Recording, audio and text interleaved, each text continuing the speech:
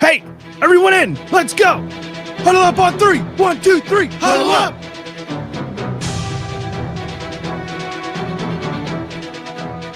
You all know what you have to do. Remember, no one, and I mean no one, comes into our house and pushes us around. This is your game now, gentlemen.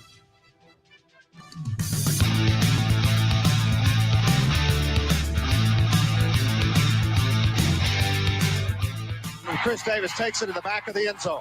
He'll run it out to the 10, 15, 20, 25, 30, 35, 40, 45, 50, 45. There goes Davis. Oh, my God. Davis is going to run it all the way back. Auburn's going to win the football game. Auburn's going to win the football game. He ran the missed field goal back. He ran it back 109 yards. They're not going to keep him off the field tonight. Holy cow. Oh, my God. Auburn wins.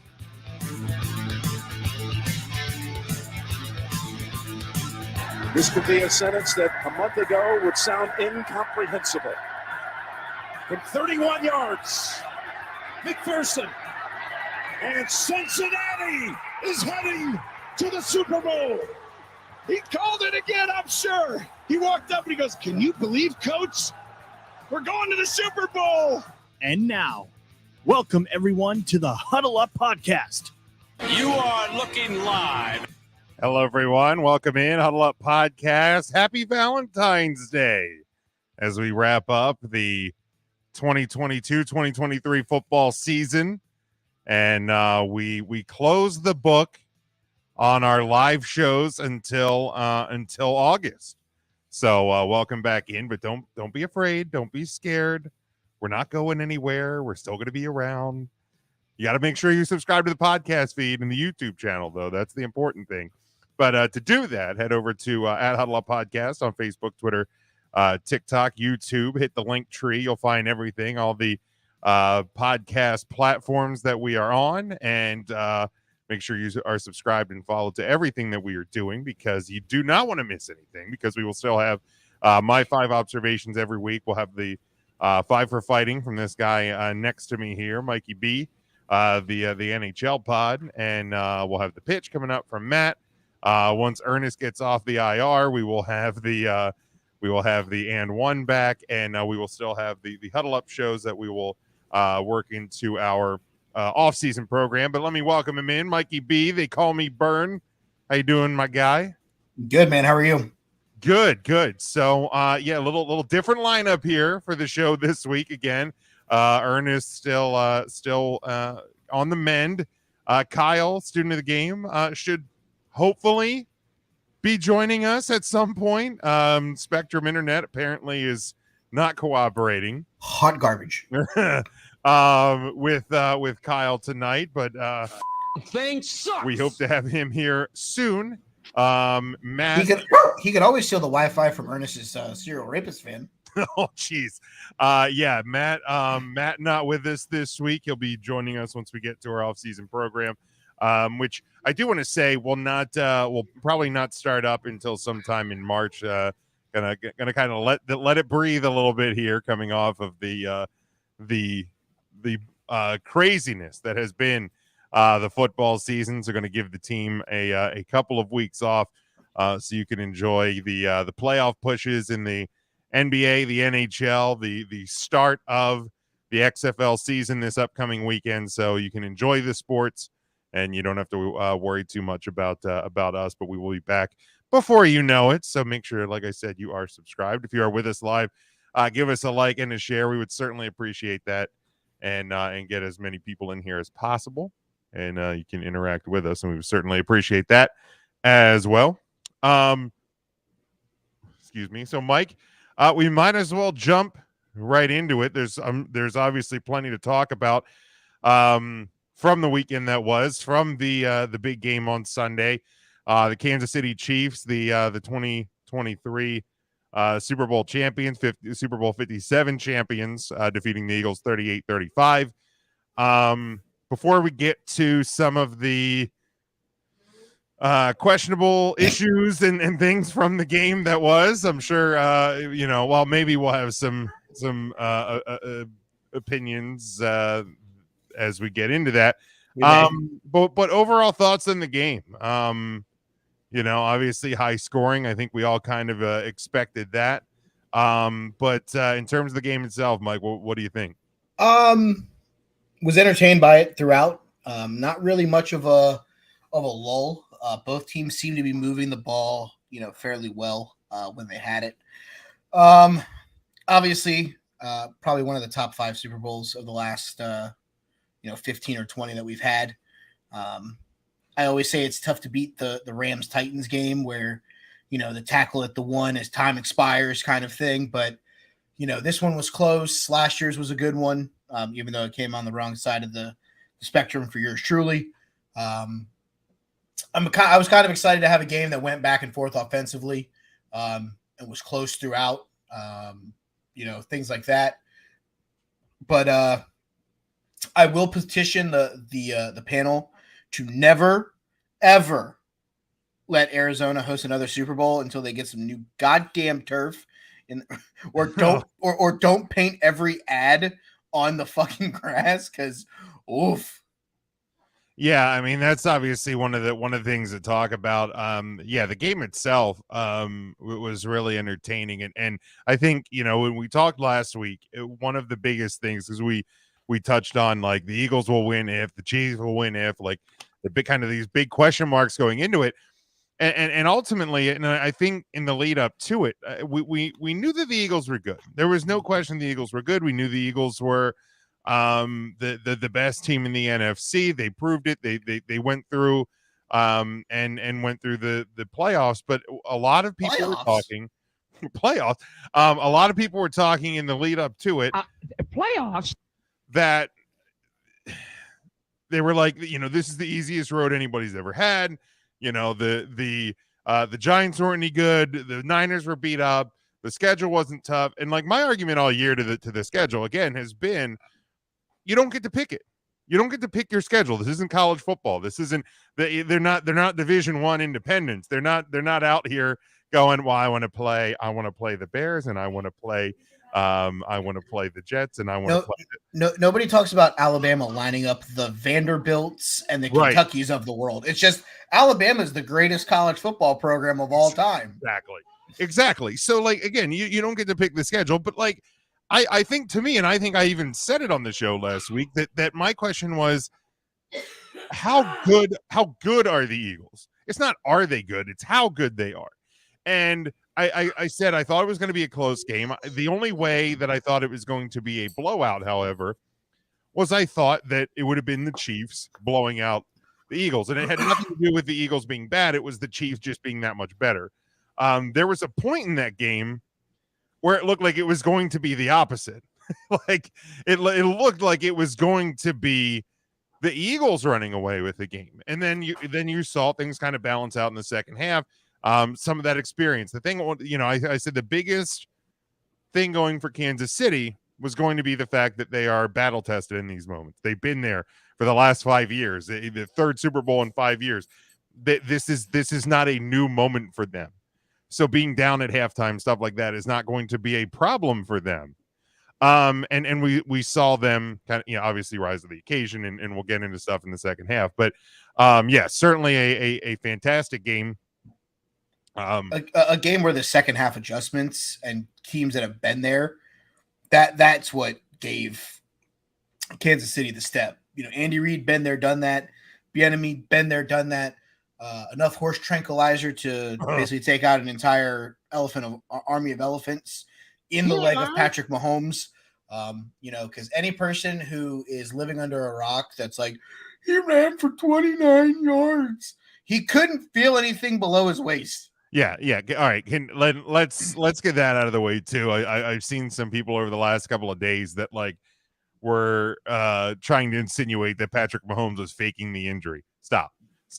He was hurt against Cincinnati. He was hurt in the Super Bowl. They numbed his leg till he couldn't feel it anymore. Yeah, and look, this isn't anything new. Like this the halftime miracle shot is nothing new in not just the NFL, in all of sports. Guys that have, oh my God, that injury would keep me on my couch for a month. How's he back? It's like he's superhuman. Sure, superhuman. That's what we'll call it. That's what we'll call it. We'll call it superhuman. That's what we'll do. Probably couldn't pass a drug test if they gave him one randomly. No, and you certainly aren't going to see that occur. But yeah, so no, he was hurt.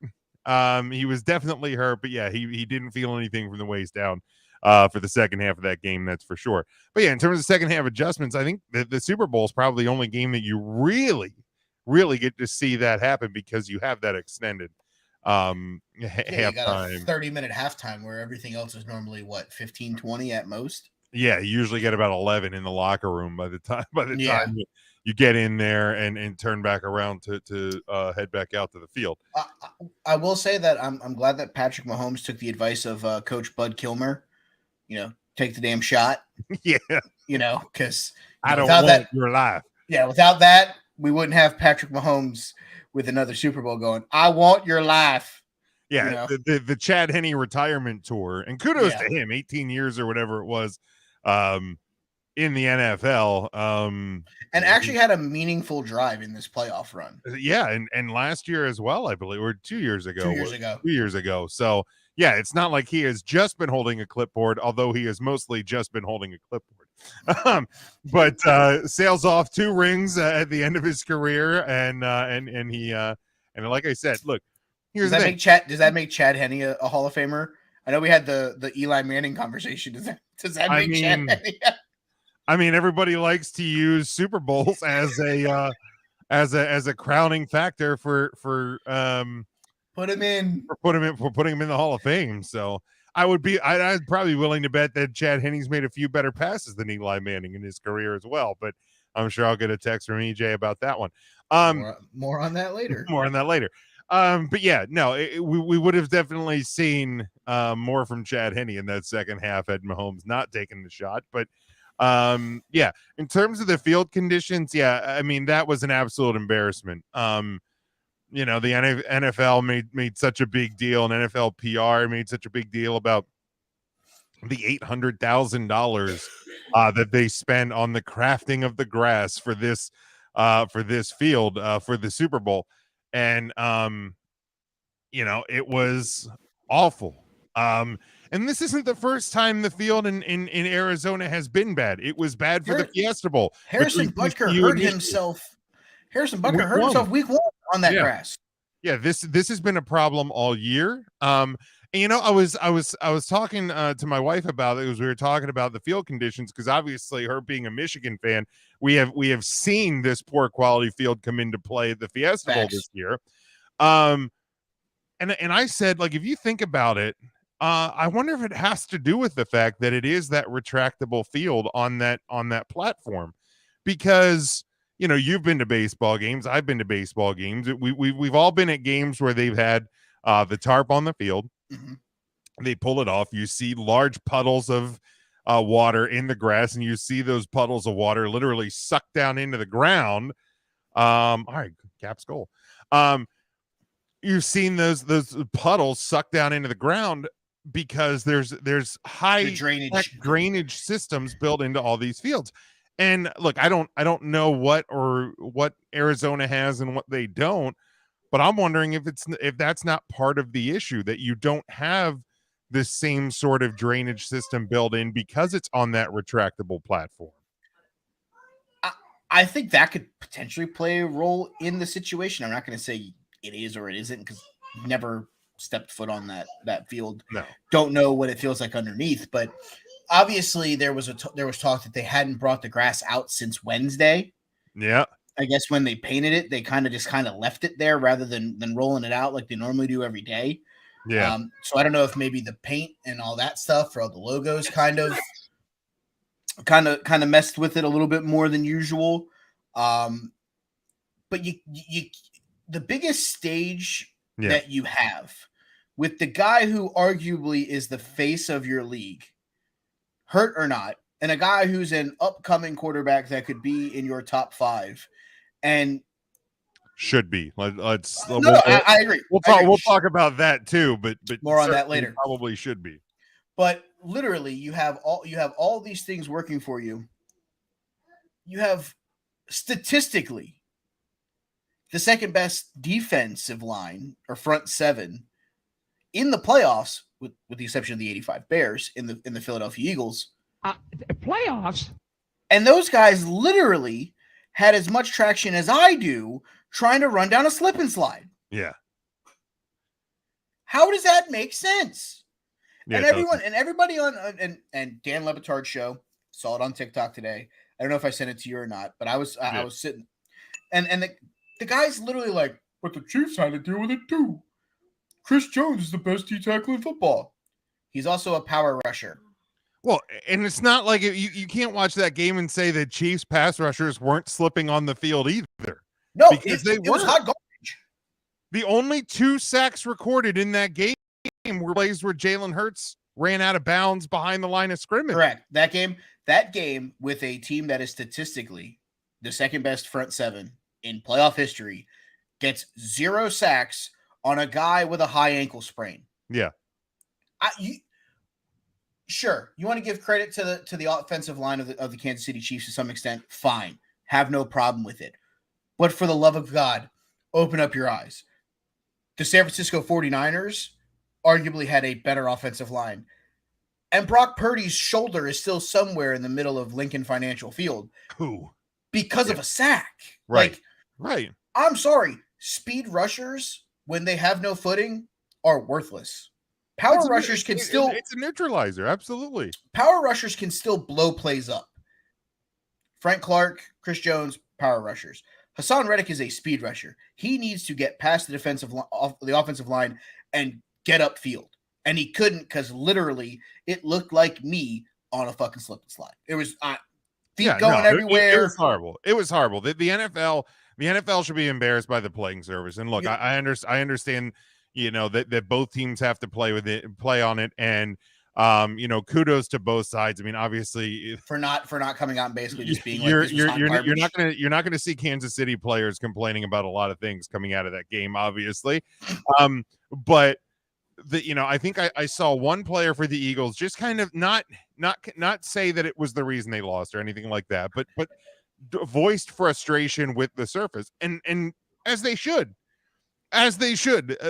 Whether they do it publicly or not, both teams should be contacting New York and the league office and voicing a complaint about it, because there shouldn't be that poor of a quality playing surface for the biggest game of the year, for any game of the year. Let's be honest. Biggest game of the year. In a game this big, the field conditions reminded me of the Pittsburgh-Miami game in the monsoon on Monday Night Football, where the ball is getting stuck in the mud and stuff like that. Like, how do you have people trying to replace divots at the 30-yard line in between stuff? Evan brings up a great point too. Obviously you had the halftime show.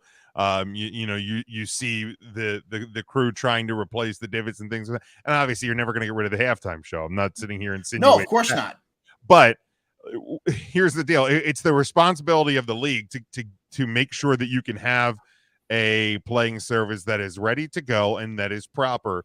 And it has to be ready for 60 minutes. It can't be ready for the first half and then you put a halftime show on and then it becomes hot garbage. Yeah, because I mean, early on, I thought, because that we were even talking about that here, but as the game started, because we thought back to the Fiesta Bowl, that it was such a problem in that game. And early on, I thought, okay, this field looks like it's holding up. But even late in the first half, you saw it starting to fall apart, and it's like, well, that's not great, because it's certainly not going to get any better. Over Jalen Hurts, 35 plus. I think they said Jalen Hurts went through 3 or 4 different pair of cleats trying to find one. Well, they showed the pile on the Eagles. Yeah, I mean, at this point, like, sure, it's not the reason why a team lost. It's not a reason why a team won. No. But the biggest game of your season, and you're giving me a C- field at best. Now, I mean, at this point, Arizona's got a running history, because let's not forget, I think the Super Bowl before this, it was kind of hot garbage. Fiesta Bowl, Super Bowl, the Super Bowl before this was hot garbage. Maybe we shouldn't go to Arizona for a little while. Yeah, maybe until they can actually figure it out. They shouldn't go back to Arizona. Put it. You know what? I get it. It's not a trendy destination. It's not a trendy thing. Guys, fans will travel if your team makes the Super Bowl. Put the damn thing in Minnesota. Well, I mean, put it back. They'll Put it probably back end in up Detroit. in Minnesota at some point. Put it back in Detroit. Put it in Atlanta. You know, those fields don't deteriorate. But for some reason, the Arizona Cardinals facility, State Farm Field, they might want to call State Farm because it's hot garbage. Yeah, really. And I'll say this too, just in general, because obviously the next point of discussion as it pertains to this game, you know, has elicited a lot of reaction from the sports world over the past 48 hours. But I want to say this. I know I tweeted it on it was either Sunday night or Monday, but I have a lot of respect for the way that the Philadelphia Eagles, especially in light of what happened with about a minute and a half left in this game, the way that they handled the loss. You know, that's a team with great leadership, mature leadership, and because it could have been very easy to not handle it in that fashion. So I want to get that out of the way, because I don't want that point to be lost. That I did find a lot of respect for the way that the organization handled it, for Bradbury to step up and say that he did grab the jersey, but and obviously, you know, Jalen Hurts, Nick Sirianni, every interview that I saw, it was handled with extreme class, and I did want to point that out, because obviously, Mike, the biggest storyline coming out of the game was the Bradbury hold on Juju, with about a minute or so left in the game, gave the Chiefs the first down that led to the game-winning field goal, and pretty much locked up the game for them. Here's my take on it. I'll let you take your take on it. I'm sure we'll have a discussion about it as well. The debate should not be, was it a penalty? Because it was a penalty. It was clearly a penalty. Anytime you see a skin-tight jersey pulled that far off the body, it is likely going to be called.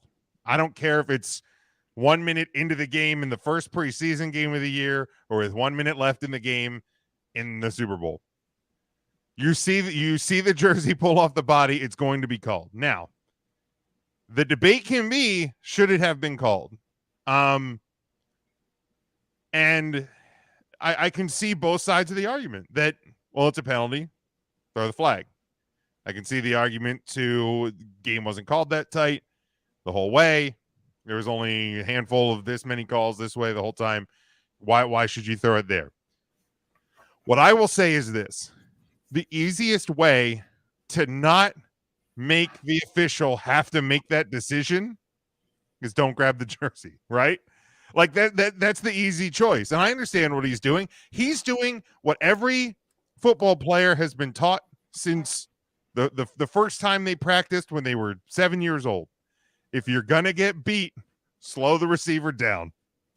It's taught at like the junior level, it's taught in high school, it's taught in college. If you're gonna get beat, slow him down, take him down, do what you got to do, because if that guy has open field, it's probably going to be 7, right?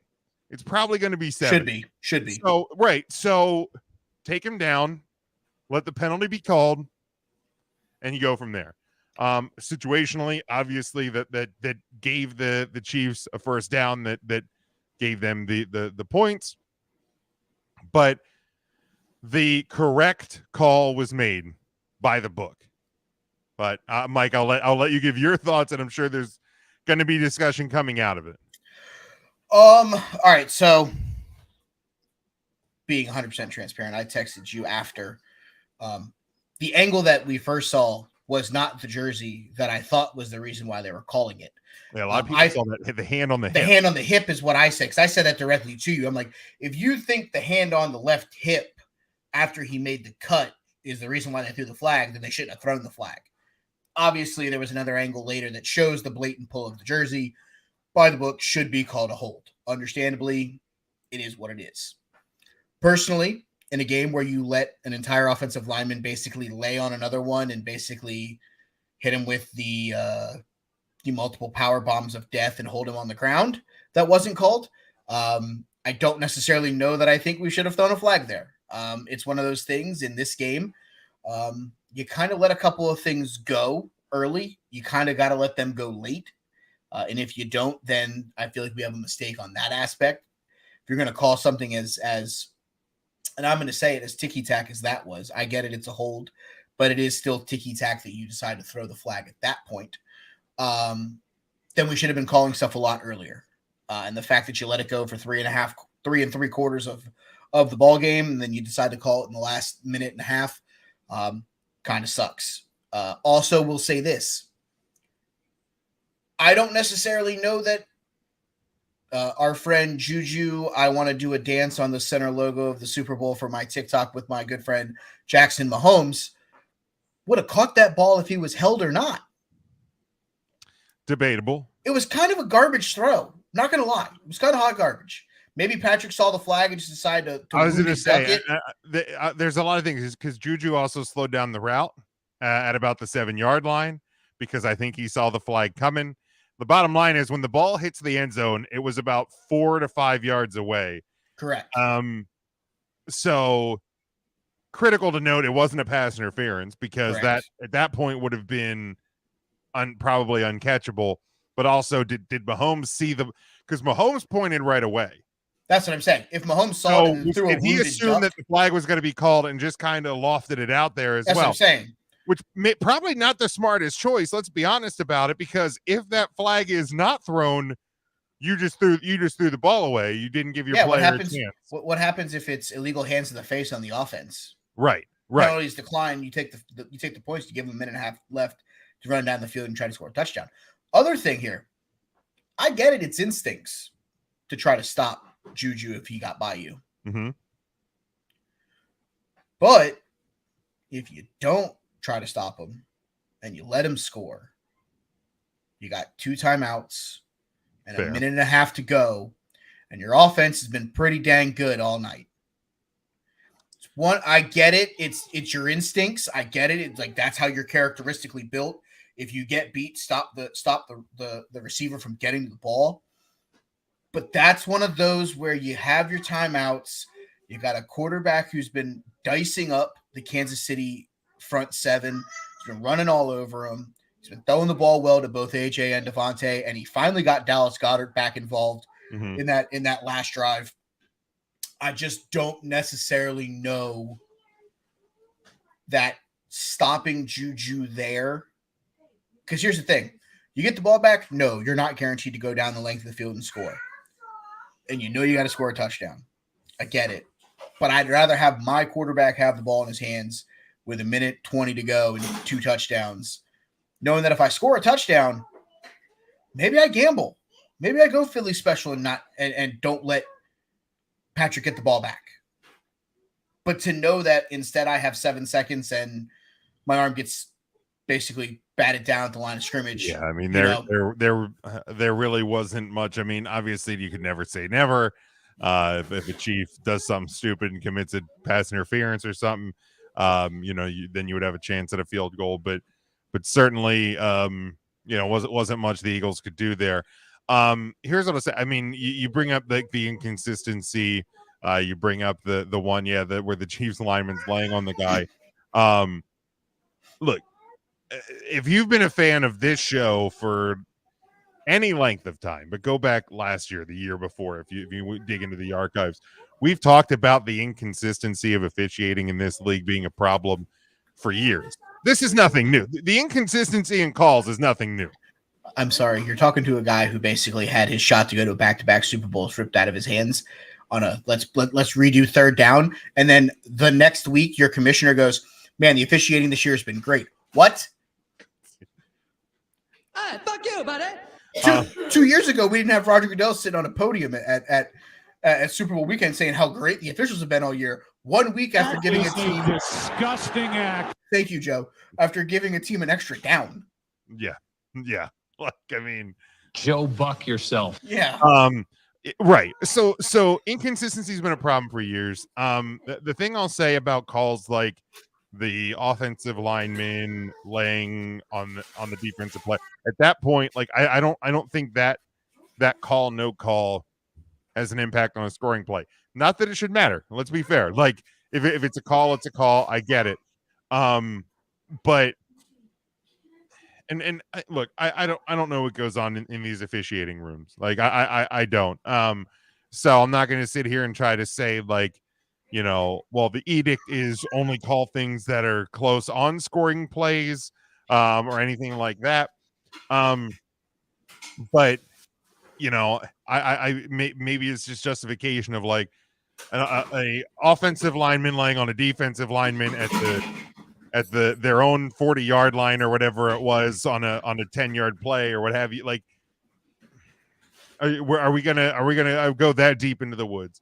But also, I mean, if you go back, the first the first was it Smith that had the first touchdown? I mean, it looked like he kind of had a push off. Like my point is, like, things kind of do balance themselves out. It sucks that this game comes down to that play in that moment, but I won't say that it comes down to that play or that moment. That's where people will leave it at. I'm going to say that the game really turned on its side when Philadelphia couldn't pass whoever was doing the stop go route. The last two touchdowns that Kansas City scored prior to the game winning field goal, start the man in motion, pass him off to somebody, and then that guy just jets out to out into the flats and he's just wide open because nobody picks him up. And the fact that, okay, you fell for it the first time, all right, should probably be watching for that. They run the exact same play to the opposite side of the field on the next drive. Like that's something that cannot be done on this stage. Like, you have to be ready for that. If you are not ready for that the second time, you're not making second half. You're not making in-game adjustments. Yeah. And that's the problem. Yeah, and I mean there's two plays as well that I think really changed the fortune of this game. And for as brilliant as Jalen Hurts is, and look, my lock of the week last week was that Jalen Hurts would outplay Patrick Mahomes despite the loss. I think he did, with the exception of the fumble. I think my lock hit. Like, let's be honest. Like, Jalen Hurts was brilliant on Sunday, sans one play, right? Like, that fumble changed the game. Stupid footing on that shitty field. Yeah. He wasn't doing a great job protecting the ball in the field's defense. No. But yeah, the field also had an assist on that one. I'm waiting for the TikTok video of football field, University of Arizona, go desert. When Hurts went down. But we can't disregard that play. We also can't disregard the Kadarius Toney punt return down to the 8-yard line. Which also, suck on that, Giants fans. Like, all year I've been talking about, like, I've been hearing Giants fans who don't have a receiver to save their life, by the way, talking about how happy they are Kadarius Toney is gone, and the guy makes one of the biggest plays in the Chiefs win on Super Bowl Sunday, but that's neither here nor there. Those two plays are arguably bigger than the hold, right? Arguably. Or at least I would say definitely the touchdown. The touchdown is definitely bigger than the hold. The punt return, 6-1, half dozen the other. You get it. If he goes out of bounds 15 yards further back, I mean, it is like they didn't score a touchdown on that drive, did they? Was that the field goal drive? I thought that was one of the touchdowns. Or was that the second stop go? That was the second. That was the second touchdown drive. So literally the fact that they just fell for the same play again at the end of that drive. Okay, cool. No, I mean, I would say definitely the defensive touchdown is a big play. It's bigger than the hold. The punt return, I would say, is probably equal to the hold. But what I'll also say is any Chief fan that's like, oh, we should have had the second defensive touchdown. It wasn't a catch. Miles Sanders didn't even really get to take a step, and he was already blown up. Like, if that wasn't a catch, then the Devontae Smith one that Nick Sirianni looked like a fool for telling them to go back, and then his team blew the game. Probably shouldn't do that, Nick. Probably shouldn't try to hype up the crowd. I said that on last week's show. If there was anybody that embodied Philadelphia more than Nick Sirianni, please show me them, because he kind of did it on the biggest stage and it kind of blew up in his face. But if that Miles Sanders catch to you as a catch, and that Devontae Smith one where he took 2 steps, landed on his knee, and then fell to the ground and dropped the ball, should have been a catch. Oh, and by the way, Dez caught it. Well, and that's the thing, man, is the inability of this league to determine what is a catch and what isn't. Because here, like my problem, and I'm not griping about the Sanders fumble. I'm just griping about Chiefs fans that are literally boo-hooing. You won a Super Bowl and you're nitpicking. Shut up, fools. Yeah, well, yeah. Shut up and take the win. Just shut up and take the win. But here's the thing too about that, like Miles Sanders one, is if you look at the play, it's ball, 2 feet, and he starts to turn, right? All I've heard since the Desno caught it play is football move. Is the words football move. If a guy's starting to make his turn isn't a football move, I don't know what is. And I understand it's a bang bang play, and I don't necessarily disagree with it being overturned and being ruled incomplete, but figure out what a catch is. If 2 feet and a move is a catch, then steps 3 and 4 need to be a catch. Right. And again, that's what a catch is or isn't. We kind of need some clarification, Roger. Your officials have been great all year. Can you please clarify what a catch is for next season? Right. Can we figure that out, please? Like I love the XFL and the USFL's approach to it. If it looks like a catch and it smells like a catch, it's a catch. Like it's like, and I get they're trying to make the game simpler, quicker, faster paced. Trying to make it easier for the fan to know what's going on also. Yeah, because you don't know who the players are. So if you can understand, if the game's easier, then I think that goes a long way. But yeah, like there's and that's the thing too. Like the Goddard one.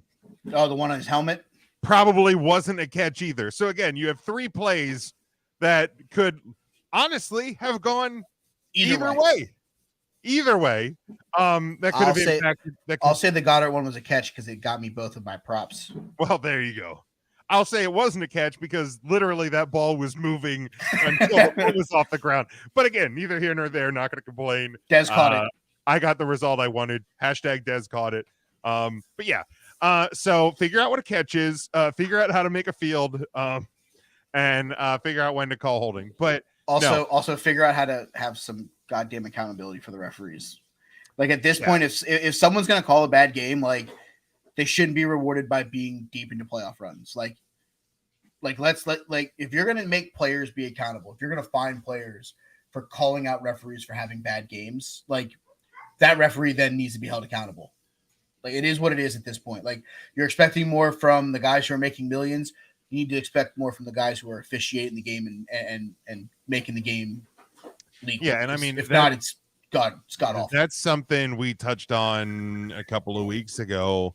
I don't remember if it was at the end of the regular season or one of the early playoff rounds, but when there was a questionable call or something like that impacted the game, the discussion has been like it is long overdue for there to be full-time employed officials by the NFL.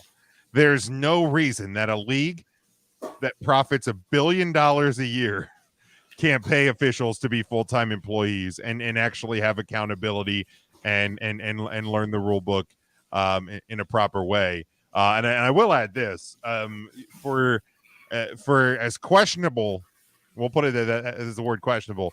As questionable as the holding call was, still not the worst, most egregious outcome of a referee decision that occurred in that stadium this year, because that happened during the Fiesta Bowl. But neither here nor there as well. Also, college football should have national officials, not conference officials. So about officials, Major League Baseball, I get it. They play 162 games a year, and And Devin, you are right. I am happy that I don't have to hear about Eagles fans celebrating a Super Bowl win. You are correct, sir. That might be as factual as me being happy that I don't have to hear about Baltimore or Pittsburgh fans. But I digress. I get it. Major League Baseball, 162 games. They're a little bit more involved on the day-to-day aspect of the game than they are in the National Football League. Sure. But even if you pay these guys to be, quote, full-time, send them to a camp in July of new rules, refreshers. Guess what? Waiting till training camp and having 3 preseason games for the referees to knock the rust off? No. Yeah. No. And have a group of senior officials or whatever, or officials in management that have a higher salary. Gene Steratore, Dean Blandino, and another one that are the Fox and CBS guys. Make them the head of officiating and let them go in and grade the officials. And if you're not good, you need to fix this. You need to fix this to keep being on the field. Accountability. Yeah, and I mean also, but have guys within, like a member per crew, or a set member of each position of official that is like a senior official that works during the off season to go, you know what, like the other year with the pass interference when it went to review, where you look at this and go, this didn't work. Let's eliminate this and go over this 1,000-page rule book, because that's the thing too, is it seems really easy, and I'm as guilty of it either. So I'm not faulting anybody. And let me also say that, like, I don't want this to come off, because obviously, yes, I'm a Cowboys fan. I'm happy the Eagles didn't win the Super Bowl. If I was in the Eagles fans' position right now, I'd be pissed. Okay, heated. I would be heated. I would absolutely be heated. Sorry, let's spoiler alert this. I'm sitting here eating my dinner during the pre-show. I've still lost sleep over the Jermaine Pratt Cooper Kupp fucking fake holding from last year. Like, yeah. I'm still heated 369 days later, and literally, like, Eagles fans should be heated for the next 365 days. Like, I will also say bad. this. I will also say this. Let me see if I can find here's the thing. Sean Stiers, who is a sports radio host out in South Bend, Indiana, has done the Notre Dame post-game show for years. And he tweeted out, because somebody was like, worst call of the year, worst call ever, NFL's rigged. And he tweeted exactly what I was thinking. Every fan of every team would want that flag thrown if their team is on offense. Correct. So look, it's a situational thing. If you're the fan of a team that's on defense, you're pissed it was called. Correct. If you're a fan of the team that's on offense, you wanted it called. And if you say you don't want it called, you're a liar. You're a liar, because in that moment locks the Super Bowl for you. So you want that called. But yeah, look, I agree. There's a degree of bias to it. Well, absolutely. But I think, and I've looked at MLB's rule book. I put in an application to try to become an official scorer. They were hiring for scorers for Miami, and I put an application in to try to get an interview to apply for, to do it. And it's like, you need to know all these rules and this stuff and this stuff and this stuff. And it's just like finding the official scorers, like, rules and what they need to know is a 250-page thing. Like, the umpires one is probably 6x it. You're looking at 1,300 pages of different rules and double substitutions and shit like that. I can only imagine what the NFL's is when you're starting to what is and what isn't illegal contact. Yeah. What is and isn't, a 5-yard face mask or a 15-yard face mask when that was a thing. Like, there are so many different things. The book is 1,000 pages long or something like that. It's absurdly length. There's so much and even if you're a back judge, wording with a lot of things. And even if they, and not to sound like an asshole, even if they dumb it down and they go, okay, you're the sideline judge, these are your 400 pages, and you're a back judge, these are your 400 pages, and you're the official, these are your 400, but you're the head official, you got to read all 1,000. Like, even if you took the advance of the advance and gave them the full book and only positionized the rest of it, it's still 400 pages of stuff you're probably going to have to try to remember and hope either A, you never have to use it, or B, you somehow get it right. Right. And when you don't get it right, it's going to be polarized because you can go find the rule book on the internet and you can be like, wow, you really blew that one, bud. Yeah, and you know, and that's the thing too. It's very simple to sit, and again, I'm as guilty of this as anybody. Armchair officiating. Armchair officiating. It is easy to do. And if you've never officiated a sporting event of any kind, go to your local your local football team, your local soccer team, your local league baseball, any of that. Go get behind home plate. I've done it. You'll find out real quick, even no matter what level it is. I umpired 65 plus modified pitch softball one year, and man, you talk about thinking something is easy and then getting behind the plate and having people having old guys heckling you from the dugout and all of that. It's not easy, man. It is not easy. So, senior division fall rec baseball. I had a coach come out after almost every play in the field and ask me to go ask the home plate umpire for help. And my response after about the third time was, if you come back, it will be the last walk you take out here. Because literally it was like, what did you see? I saw that the second baseman had the ball in his glove. He stepped on the bag and threw it before your guy even got anywhere close to the base. Like, I don't know why we're having this conversation right now. Right. I really truthfully don't. Like, why are we doing this? So literally, like, ticky-tack stuff like that. Like, it's stuff that we all see and it's stuff that we all comment on or that we think we could do better.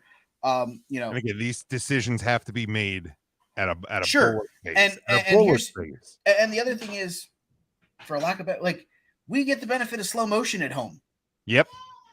They don't get the replay to see if they got it right. No, not withholding or anything. The only time it does is it a catch, did it cross the plane and stuff like that. Yeah, you don't get that on every play. No, you don't get the super high zoom. You're standing 15 yards away. Yeah, and you're hoping that you get it right. Yeah, exactly. Here's the thing. James Bradbury doesn't come out during the post game and tell you that he held him. Philadelphia is ready to go to war. Right. It's a much different conversation. And I give him a ton of respect for doing that. And I think, I do think that went a long way because then the conversation isn't, was it holding? Was it a penalty? It should be. The conversation becomes, should it have been called? And I mean, that's going to be opinion based 100% of the time. The fact is it was, and by rule, the official got the call right. But we've spent get a last thought there. We'll move on from this. We spent a lot of time on it. Fuck Juju and his tweet today about what a dickhead. Seriously, man. GFY.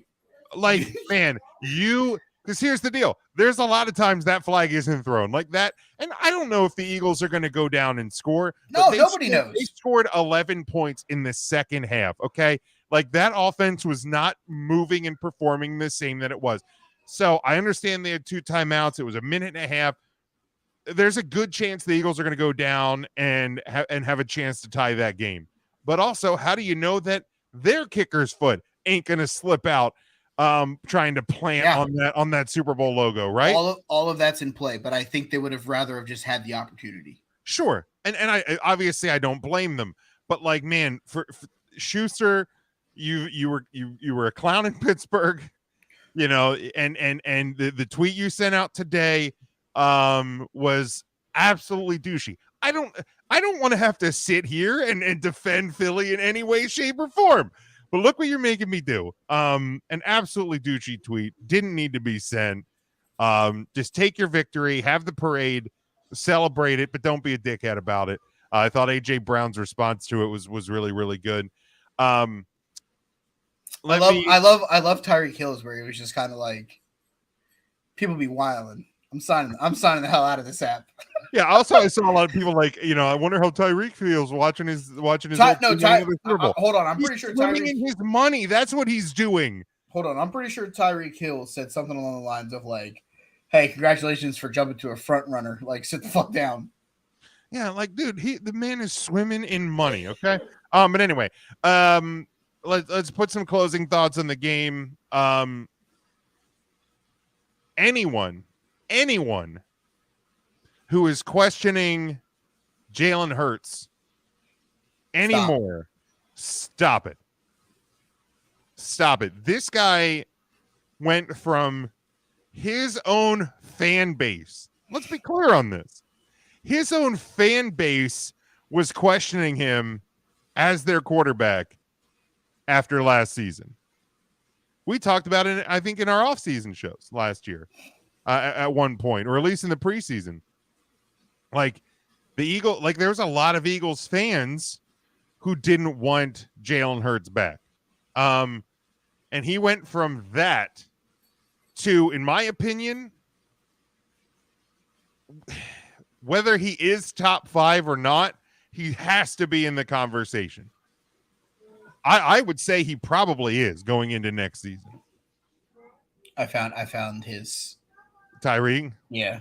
So he tags Big Play Slay and James Bradbury in the tweet. He said with a yo with like the 3 laugh until I cry emojis. Darius Slay responded, weak as fuck. It's all good though they won. And his exact response to that was, front runner, bro. Literally calls out Juju from going from, a rebuild in Pittsburgh with no Ben Roethlisberger to the best quarterback in football. Yeah, okay, bud. Yeah. Good job, Scoot. Right. You got lucky. But like, here's the deal. So off the top of my head, I mean, Mahomes, yep, better. Burrow, better. Yep.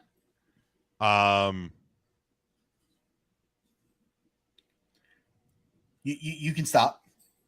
So like you can stop because he's better than Philip. I'm not putting Josh Allen above him. He's better than Phillip Rivers. Oh, sorry, Josh Allen. Ooh, more on that eventually. Sorry. He's better than Justin Herbert. He's better than who? Herbert. Yeah. Yeah, sure. Herbert has the better arm strength. So does Josh Allen. But Jalen Hurts is more dynamic on the ground. Absolutely. Definitely better than Lamar Jackson because he can stay on the field. Lamar can't. Definitely a better passer. Like, here's the thing. Lamar might make flashier plays. Sure. But Lamar will also... Especially if he gets some weapons. Because he's never had weapons before. Lamar will also probably miss anywhere from 4 to 6 weeks with an ankle sprain. That too.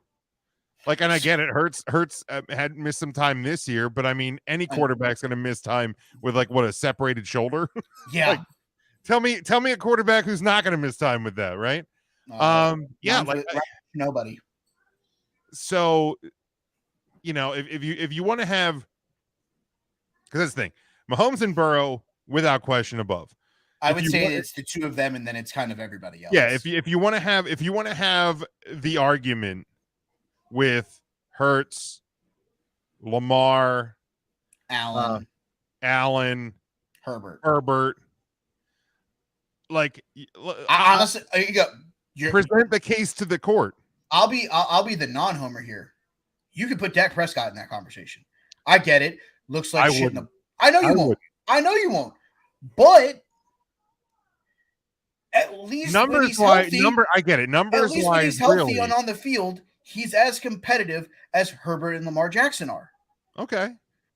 I'm saying from a numbers perspective, I get it. The guy sometimes gets lost in the playoffs, and he looked like crap against the Niners. I get it. It's easy to look at his last game, and that be the reason why you feel the way that you do, or Cowboys fans feel the way that they do because of his inability to win. Not to defend Dak because the dust has settled for a couple of weeks. Yeah, but when you're looking at that game, you had fat ass Zeke.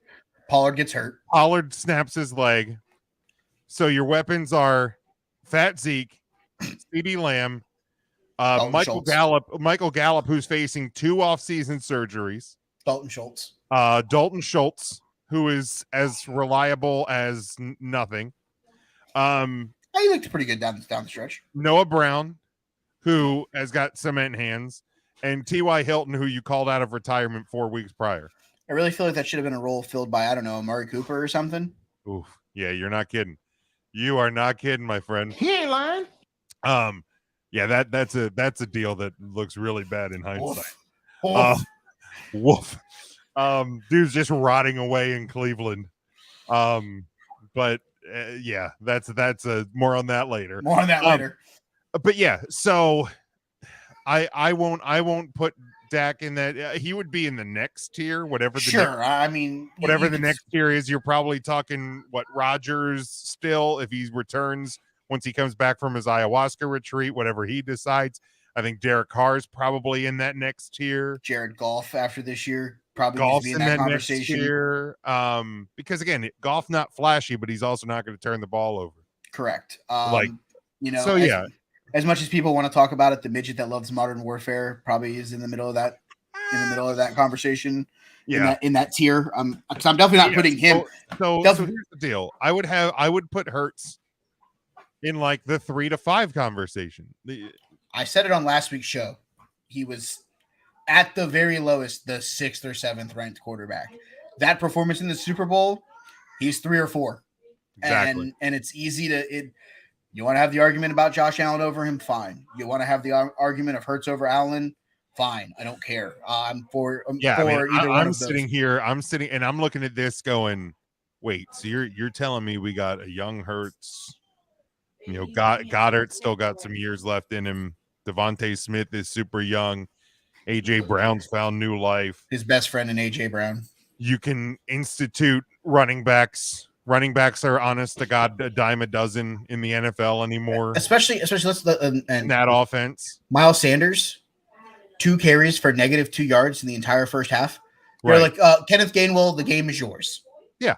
Yeah. So you can find another Gainwell. You can find another Boston Scott.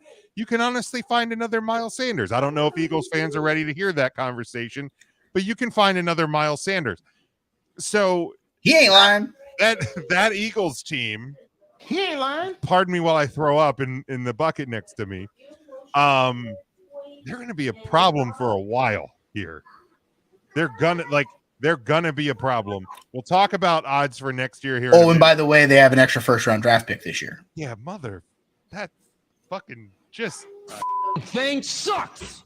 And when they trade that for somebody else's used paper towel that turns into an All-Pro, then we'll talk about that on next. We'll talk about that on next year's show. Yeah, not good. It stings for me. It's good for Eagles fans, but the other thing I want to talk about coming out of this one is Andy Reid. The legacy of Andy Reid, I think the conversation changed Sunday night.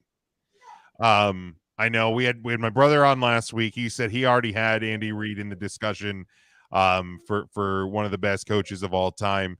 At the very least, one of the best coaches in his era. In the modern era.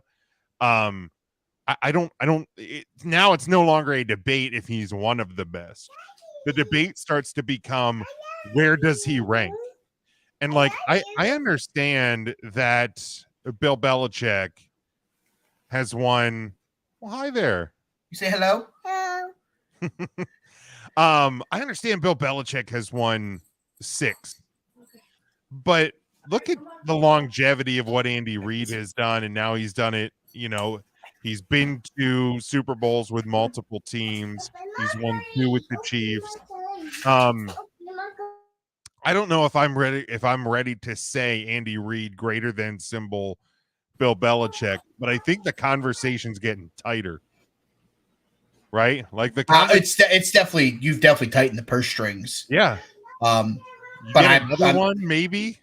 I still think I'm taking it's hard to argue 6. I get that. Hard to argue 6. And I get it. It's Thomas Edward Patrick Bieber Brady. But he also threw to like Chris Hogan and Danny Amendola and Wes Welker and knockoffs that people didn't want anymore and stuff like that. Like Andy Reid got to a Super Bowl with T.O., won a Super Bowl with Tyreek Hill, and arguably the greatest tight end, especially in this generation, if not of all time, and Travis Kelce. Patrick LaVon Mahomes has probably had more weapons with names than Thomas Patrick Edward Bieber Brady Jr., the third Esquire, whatever we're going to add to his era. Yeah, now he's retired.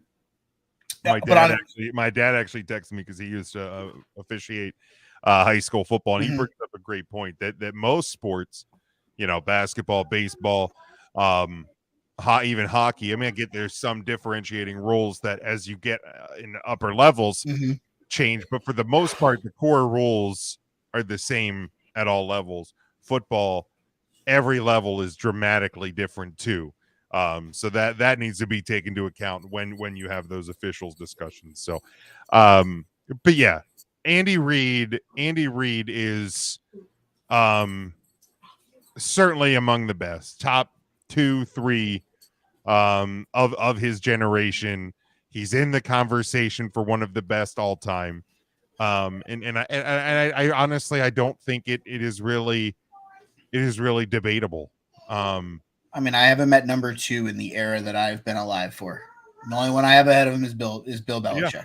Yeah. And I don't necessarily know that there's anybody on the doorstep of passing him. No. I mean, Sean Payton win another one, depending on what's going on there, maybe. Sean Payton's probably the closest of having a legitimate leg to stand on. Maybe. Maybe, and this one's going to hurt you if Mike McCarthy leads the Cowboys to a Super Bowl next year.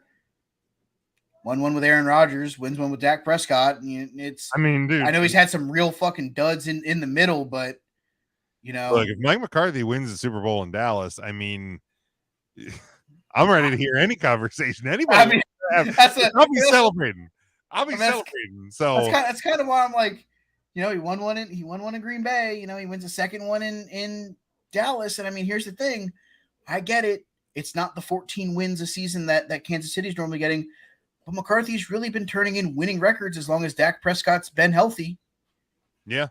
I know he turned in some real clunkers in Green Bay and some real clunkers when Dak was hurt, but I mean, he's turning in at least over 500 records. I mean, I know it's not pretty, and I know the thing is you always talk about, he loses in the playoffs. I mean, the Oakland A's lost in the first round of the playoffs for however many years, but Billy Beane kept moneyballing them into 100. So McCarthy's been a head coach for 16 seasons. Okay. He's going into 17. He'll be going into 17. He was 8-8 in his first year in Green Bay. He was 6-10 in his third year. Was that a year Rodgers got hurt? That was 2008. He was 7-9 in 2017. He was 4-7-1 in his final year, and he got fired. Yep. And then he was 6-10 in Dallas in year one. That was the year Dak Prescott almost lost his foot. Yeah. Besides that, he has been above 500 every other season. There was only one season out of any of those where he was even close to 500. 2013, they were 8-7-1. Otherwise, he has turned in 1, 2, 3, 4, 5, 6, 7, 8, 9, 10 plus win seasons in 16 years.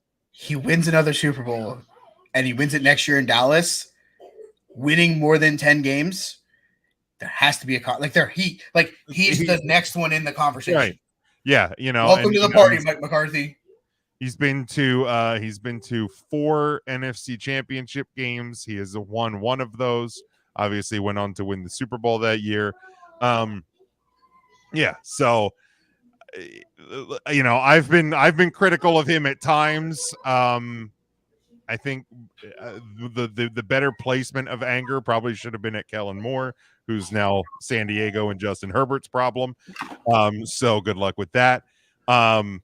But yeah, I mean that's an interesting conversation, depending how the Cowboys could fare. Mike, I do want to move on to kind of looking back at the regular season records, but without the rest of the guys here. And I don't recall. Do you have your season? Let me go on and look, because I don't know that if I ever got them from you, I forgot to put them on the sheet. Hold on, I'll look. I'll see if I can find them real quick. If you don't have them, we'll revisit them in the off season program. But if you have them, we can look at. I do have them. Perfect. So let me pull up the ones from the rest of the crew here. And spoiler alert, it is not pretty. Mine won't be either. Don't worry about it. So in the NFC East, everybody across the board had the Eagles. I'll join the crowd on that one. All right, so you had the Eagles. In the NFC North, Dave had the Vikings. Everybody else had the Packers. I had the Packers as well. In the South, everybody had the Bucks except for Dave had picked the Saints, so that worked out well for Dave. I'll join the party with the Tampa Bay. Okay, good. Yeah, I think that one was kind of a foregone conclusion. Obviously, in the West, the 49ers won. Across the board for us, everybody had the Rams except for Dave did have the 49ers. I had the Rams as well. Yeah. Whew. Man, I could not have foreseen what happened in LA this year. The 3 wildcard teams, Cowboys, Giants, Seahawks. A lot of us had teams that ended up like in the postseason by divisional win in there, because like I had the Niners, I had the Cowboys as a pick. I had Cowboys, Niners, and Lions. Yeah, across the board, a lot of us had the Cowboys, a lot of us had the Niners. Nobody had the Giants. Shocker. Nobody had the Seahawks. Wait, hold on. The alleged Giant fan didn't have them in with Coach of the Year Brian Daboll. Also, look, the NFL honors. Come on, man. You can't do that to us. Like what? Come on, man. And I touched on it on my 5 observations from Saturday night. It's bad enough that Brian Daboll won. It is worse that Doug Peterson was 5th in voting. Like, you're out of your mind if you think he was that low. Hot garbage. But anyway, I don't want to give EJ and that bull crap any more credit than it's got. NFC champion across the board. A lot of us had the Rams. 2 of us had the Packers. Nobody had the Eagles. I had the Rams. All right. In the AFC, in the East, across the board, we all had the Bills. Yep. That one was easy. In the North, everybody had a lot. Almost everybody had the Ravens. Sean and EJ had the Bengals. I didn't pick against my boys. You know better. That is fair. In the South, we had Colts, we had Titans, and nobody had the Jaguars. I somehow believe the hype in the fucking Colts. I don't know what the fuck. Dude, look, okay. I understand that in hindsight, it looks like a really bad pick. But, like, Matt Ryan wasn't playing that poorly in Atlanta. No. And seemingly, based on what Indy did the year before, you were a run-first team. You had a great offensive line. You had some weapons on. It should have been easy for them to be better. You had a really good defense. Like, it should have been really easy for Matt Ryan to come in and do minimal work and succeed. And that thing just exploded. So I still don't know what happened in Indy. It still doesn't make a lot of sense. But nonetheless, a lot of us got that wrong. In the West, everybody had the Chiefs except for EJ had the Raiders. Kyle and Dave had the Chargers. I'll do them one worse. Broncos country. Oh, no. Fuck my life. The Denver Broncos. Oh, no. You did it. You really bought the hype. Broncos country. As a playoff team. I had them as a playoff team. I had them as my wild card 3. So I'm not chastising you for believing in it. But, man, you really bought the hype. Playoff teams, obviously the wild card teams were Chargers, Ravens, Dolphins.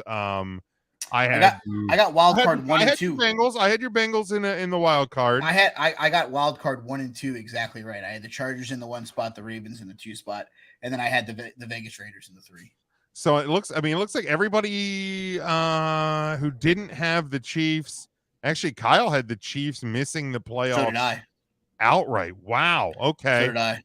Dang. Yeah, well, you got that very, very wrong. Oh, I thought that, not having, I don't know, the top 5 wide receiver was going to, be some kind of a drop off, but then I remembered that, when you have a tight end like Travis Kelce, he's basically like a wide receiver.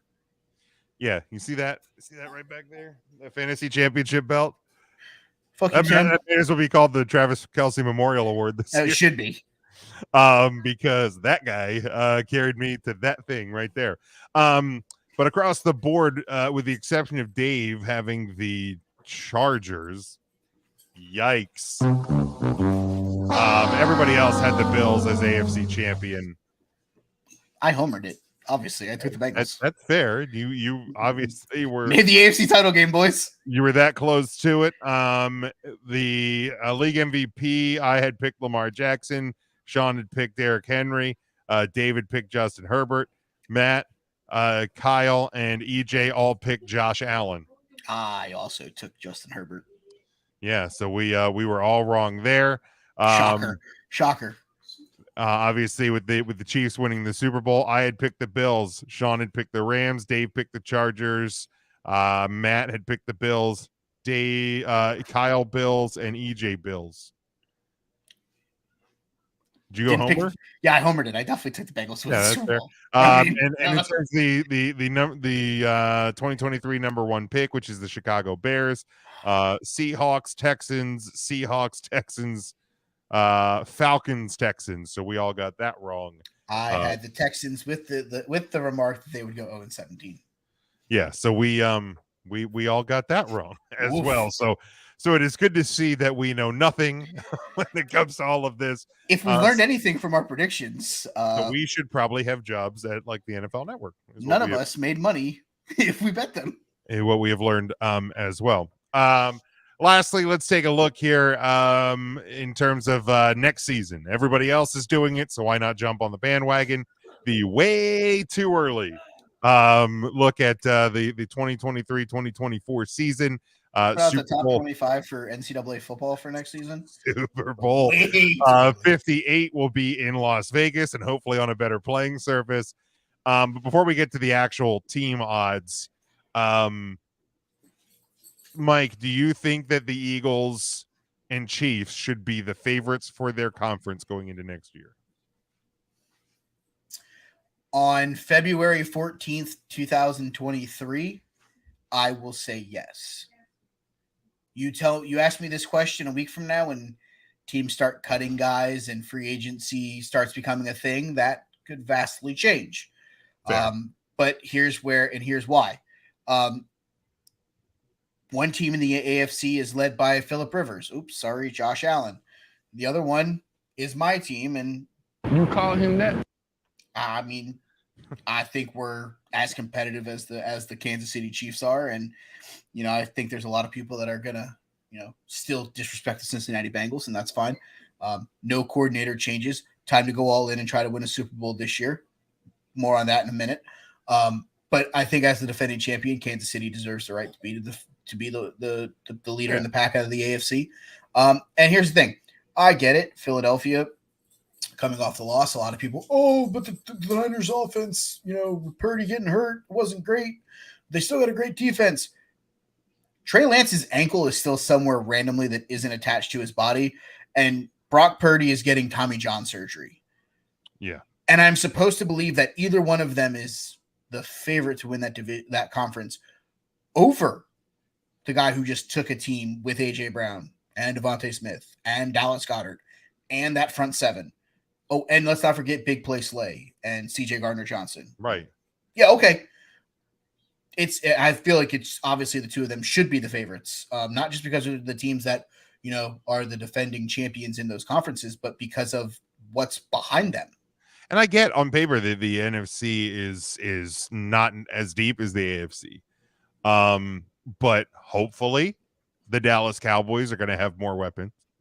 Hopefully they fucking better. You're not going to have Kellen Moore calling the offense. You're going to have a different look out of that team. Thank God. Thank goodness. You're going to have a developing Giants team. I'm not saying they're going to contend, but I mean, if they did what they did this year, theoretically they shouldn't take a huge step back. The Lions should be better. What if Jordan Love actually is good in Green Bay? The big, you obviously have the big wild card. What if Minnesota fixes their defense? Right. I get it. I mean, I get it. They're quote, and I love Kyle to death, but the most fraudulent 11-win team in football history, according to him. Go fix that defense. I don't think they're frauds. Yeah, that defense did them in. Not Kirk. It's not an offense problem. Not Kirk Thuggins. Right. And what happens if the Bears actually start developing? If they figure out how to protect Justin Fields, like get a number 1 wide receiver that he can actually throw the football to. Right. The Bears at times showed flashes that they have potential. What happens if the Saints go and get an actual quarterback in that shit division? Right. I mean, the Saints should Kyle Trask. Trask. What if the Bucks get a quarterback? Can we pivot to that real quick? Yeah, why don't we before we get to the odds? Derek Carr, the next quarterback of the Tampa Bay Buccaneers. I said it. I said that I would drop it on the show. I think he ends up in Tampa Bay. Explosive weapons, Cade Otton, Mike Evans, Chris Godwin, playoff Lenny. The defense is still good. That division is wide open. Carolina's question mark with no running backs. The Saints are the Saints. Atlanta's in a full-blown rebuild. Oof. You're a quarterback away from being a 10-win team in that division. I mean, Carolina's has potential if you get a quarterback. I was going to say, are you saying that's right with now, Sam Darnold? Right, you still have Sam Darnold right now. So the South is going to be somewhat wide open until we know where pieces are going to fall. But yeah, sitting here right now, and I feel like the Bucks are the team everybody's forgetting that needs a quarterback because we've gotten used to Thomas Patrick Bieber Brady being down there, and he is no longer there. He wasn't going. Let me even say this: he wasn't going to be there if he had returned to the NFL. Factual. So yeah, the Bucks are going to need a quarterback either way. But yeah, I agree with you. Sitting here today, and again, we are sitting here on Valentine's Day, 2 days after the Super Bowl. The Chiefs should be the favorite right now in the AFC. There's a lot of offseason to change that, and a camp to change that. The Philadelphia Eagles, pardon me again while I go throw up, should absolutely be the favorites of the NFC because they're really, now granted they've lost their offensive coordinator and defensive coordinator. That's a little rough. That's a little rough. But if you ask Eagles fans, Gannon as a defensive coordinator was one of their biggest problems this year. So theoretically, that unit that was great should only be better next year. How many times did the Eagles lose this year? What's that? How many times did the Eagles lose this year?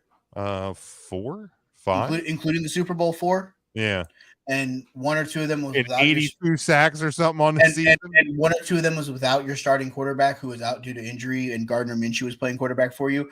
Here, let me cry for the fact that your defensive coordinator was the problem when you lose 2 games with your starting quarterback. You bums.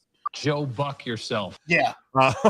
But yeah, the Eagles should absolutely be the favorite because we don't know what the quarterback situation is in San Francisco, and all of those other factors.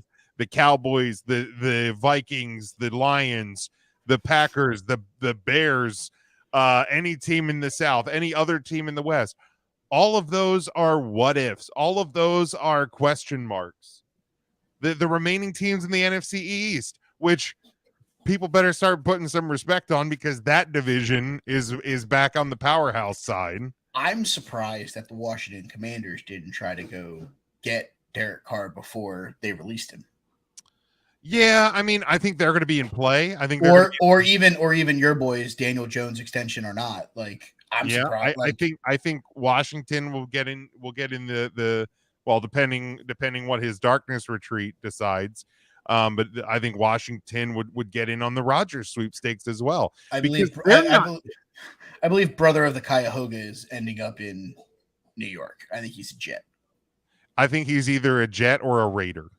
Yes, those are the two. Those are the 2 landing spots. We talked about that before we went on the air. I think he's either re-linking up with Devontae or. And let me say this. As much as I don't like Q-Aaron personally, the dude is still a top, at the 10. Very least, a top 15 quarterback in this league. Okay, I would probably argue that he's still in the top 10. Potential for top 10. You put him in New York with that Jets team, you're going to have Bryce Hall coming back. You have young weapons. You have a good defense. Offensive Rookie of the Year, Garrett Wilson. Yeah, like nobody wants to have this conversation, but the New York Jets plus Aaron Rodgers would be a dangerous team.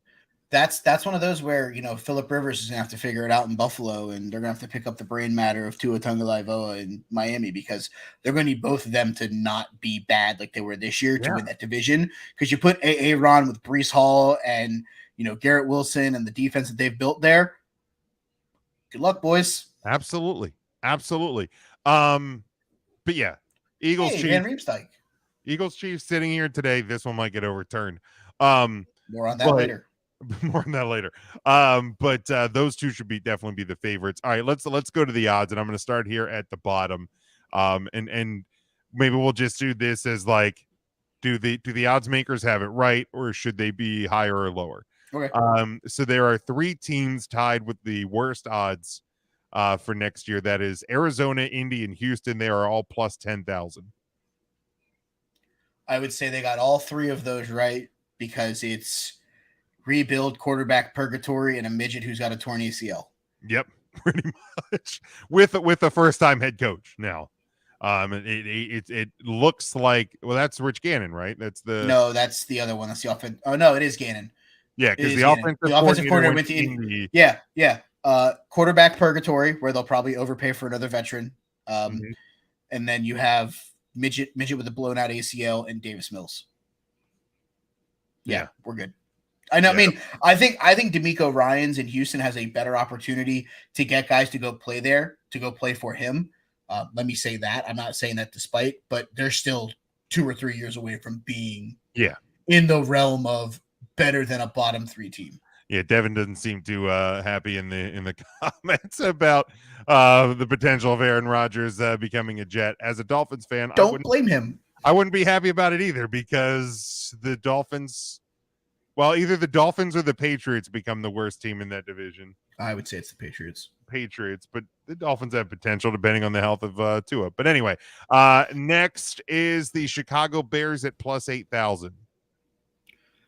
I will say they got that one a little on the wrong side. Yeah, I think the Bears should maybe be a little bit better. I think they should maybe be in this next grouping. Yeah, probably, because I don't see that they're a bottom 4 team. I think there are other teams. Oh, there are sitting here today that are worse than them. Staring at you, Kyle Trash. More on that in a second. So the next grouping is Washington, Pittsburgh, Tennessee, Seattle, and Atlanta at plus 6,600.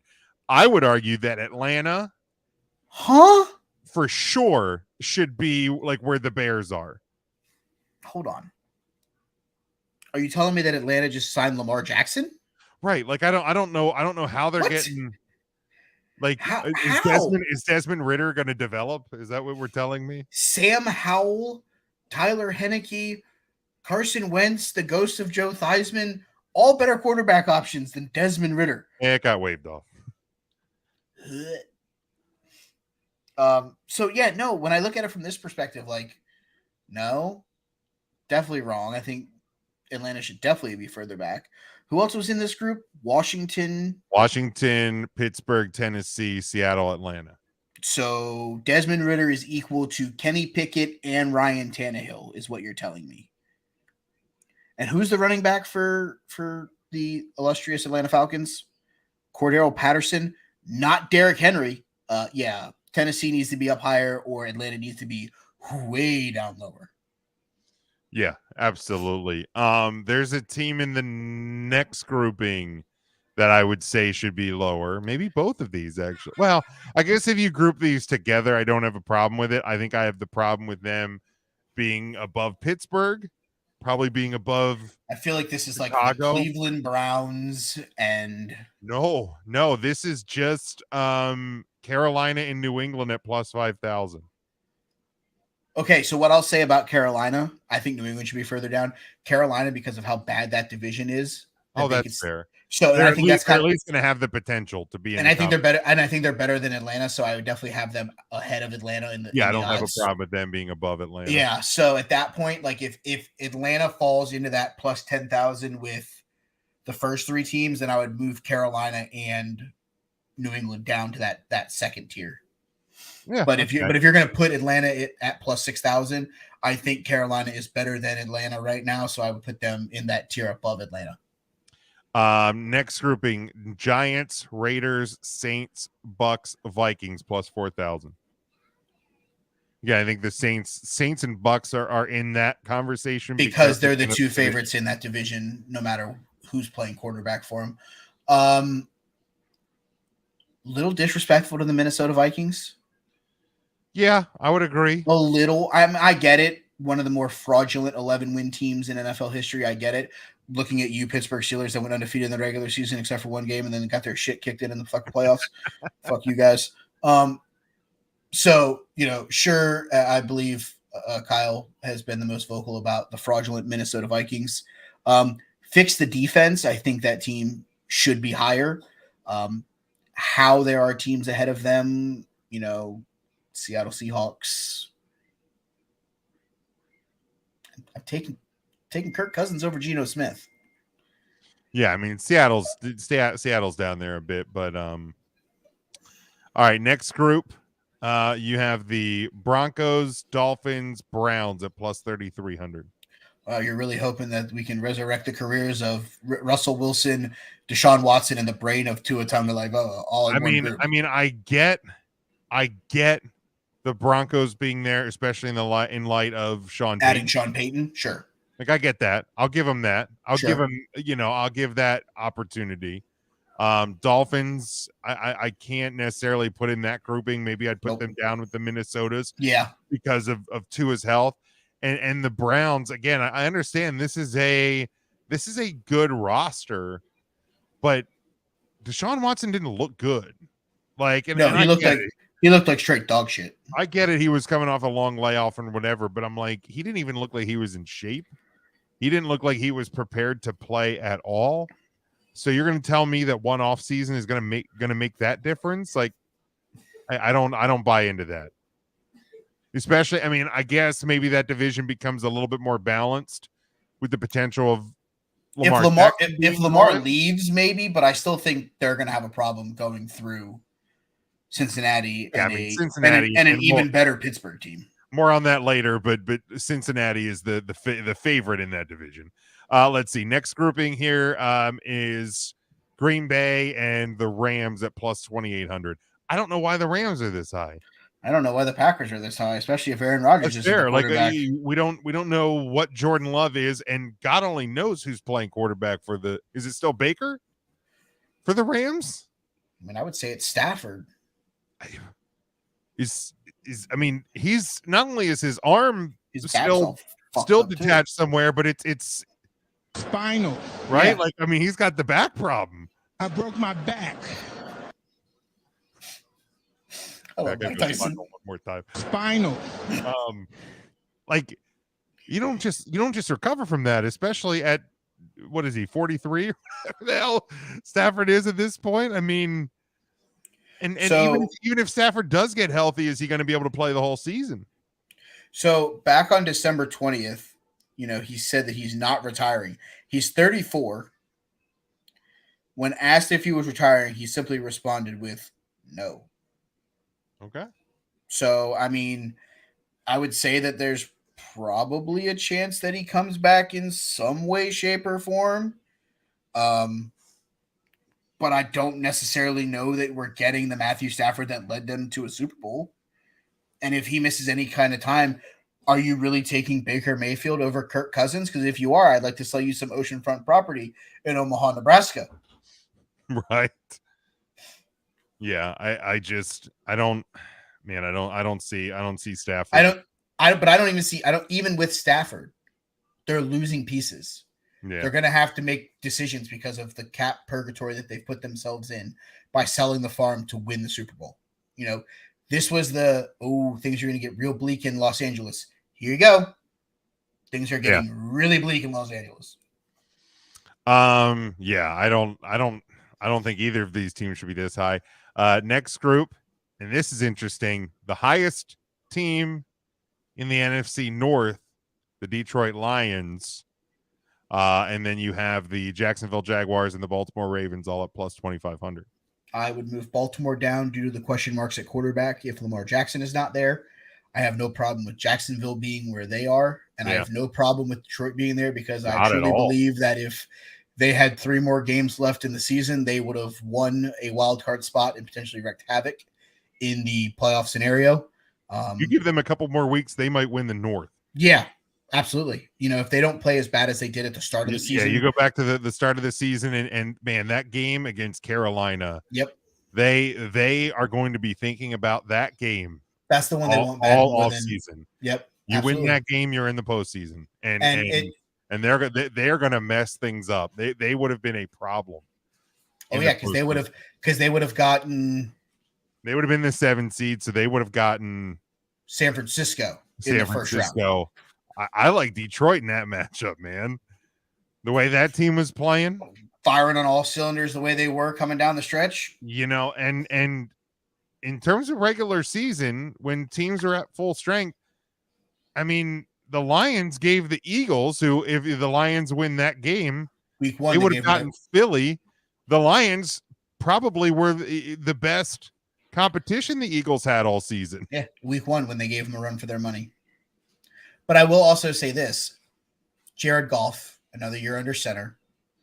Jamal Williams, DeAndre Swift, might want to go get another running back, a number 1 there.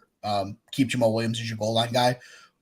But let's talk about DJ Chark, who missed a bunch of games. Get him to come back. Obviously, Amon-Ra St. Brown, who has taken a step to be a number 1 wide receiver. Absolutely. So literally young core, just getting better the more they play together. Dangerous as hell. Aiden Hutchinson. Yeah. Defensive rookie of the year. Yeah. Defensive rookie of the year, Aiden Hutchinson. Let's talk. Let's officially put the respect on his name. Yeah, that guy's going to be a problem for a while too. So literally, I have no problem with Detroit being here. I have no problem with Jacksonville being here. And if Lamar stays and they go get him a wide receiver, I have no problem with Baltimore being at this point. Yeah. But I think there's more question marks on Baltimore than the other 2 teams. Oh, without question. All right. Next we have just the New York Jets at plus 22. I don't mind them being that high. I would put them in the tier with Jacksonville and just because I don't think Zach Wilson or Mike White or Joe Flacco. That's true. Until we know. You tell me tomorrow it's Derek Carr, it's Aaron Rodgers, even if it's Jimmy Garoppolo. Sure. Garoppolo would work in that system, yeah. But it's just one of those where Zach Wilson, Mike White, I like Trevor Lawrence more. I like, Jared Goff more. So, I don't have a problem with the Jets being there, but I would probably lump them into that same tier with the other group. That's fair. Chargers plus 2,000. I don't hate it. I'd put them down with the Jacksonville, Detroit group. I mean, if you're going to lump them all together, just because I think there's questions here. Some guys are going to get cut. Again, I think Jacksonville's better. I think Baltimore has the potential to be better. I think the Jets have the potential to be better.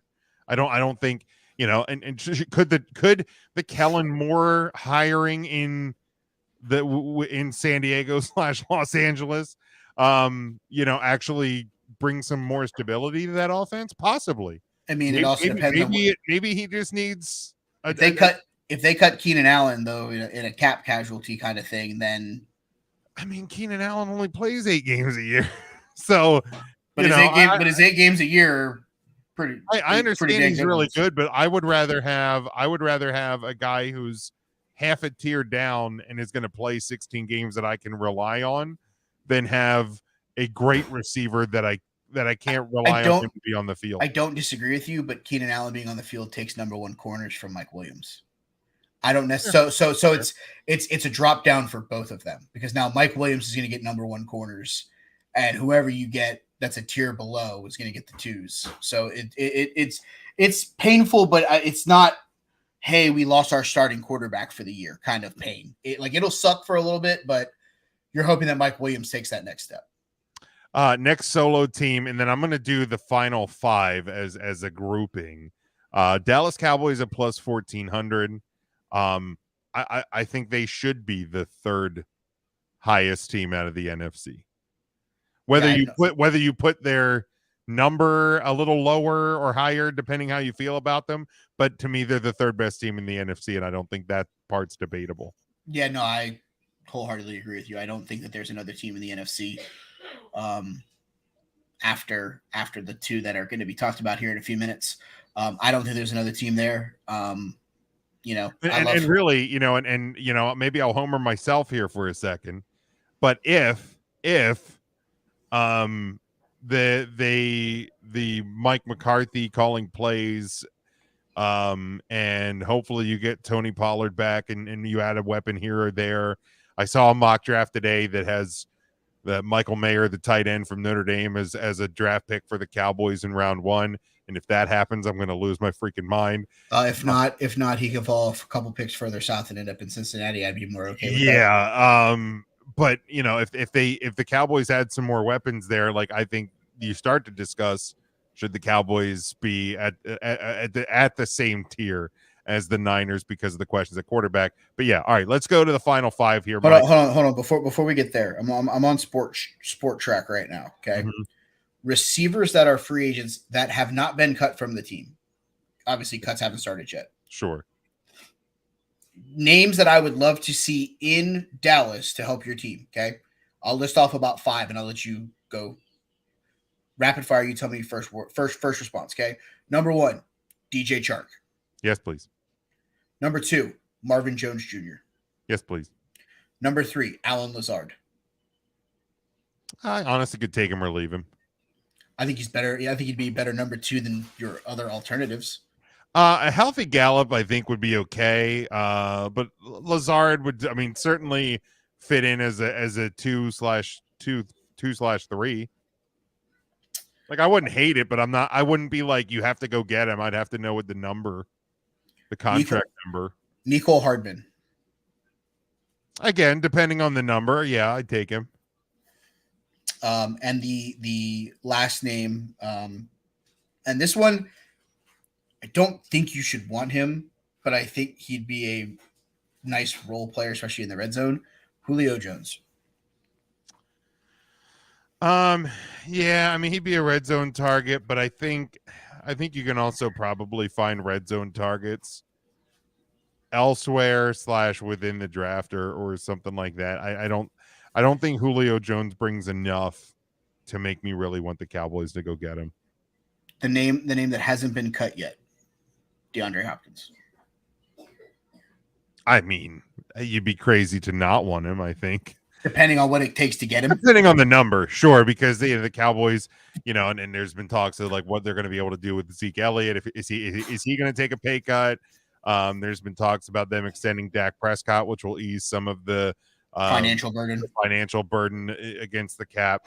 So if the Cowboys can make some numbers work, you'd be out your mind to not want DeAndre Hopkins on your team if you can make it work.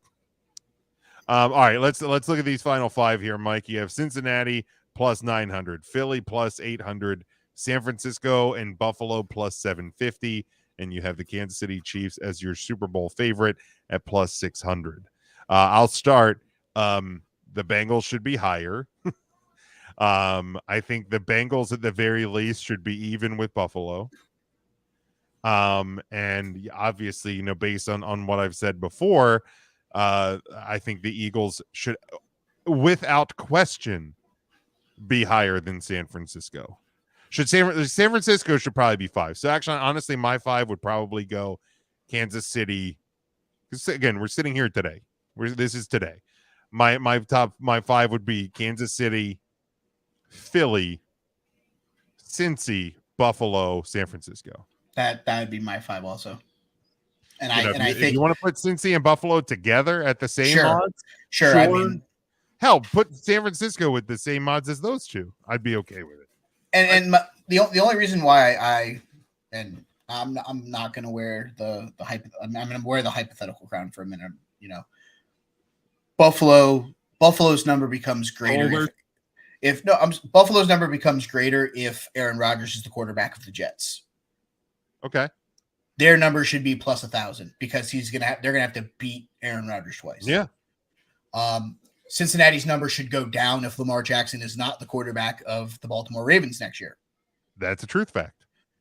But I think San Francisco, their number needs to be bigger just based off the fact that they don't know who's going to play quarterback for them next year. Yeah. You can build an all-pro defense. You can have the best running back in football when he's healthy. But if your quarterback is Uncle Rico, I don't think it matters. Yeah. I think that there's a lot of question marks at the quarterback position. Jimmy Garoppolo, free agent, he ain't coming back. So you're telling me Trey Lance with no ankle or Brock Purdy coming off of Tommy John surgery? I don't know which one's the better option. Because we at this point we don't know. It's speculation that he'll be ready, but we don't know for sure if Brock Purdy is going to be on the field next year. Because once you start operating, that's when you know. That clock is ticking like a mofo. That's when you know. If he hasn't had the surgery already, he's already going to be into training camp. Because, I'm sorry, baseball players take 12 months to come back to throwing programs. And, those guys throw every day. And we're supposed to expect a guy who's throwing a heavier ball than a baseball to throw it as much and as often as they do in the NFL and it not shred even worse. Like the fact that if he hasn't had the surgery already, which I don't know if he has or not, to be honest with you. I haven't believe he has. I haven't read anything, so it's more like a question than a statement, I guess. It's like if he hasn't had it already, then like we're playing like against time because literally. Yeah, you got to get it done. All right, Mike. Especially if it's Tommy John. Last thing. Yep. Obviously, way too early. Ooh. A year from now. Yep. Las Vegas. Yep. Super Bowl LVIII. Aye. Who are the two teams and who wins? Oof. Oh boy.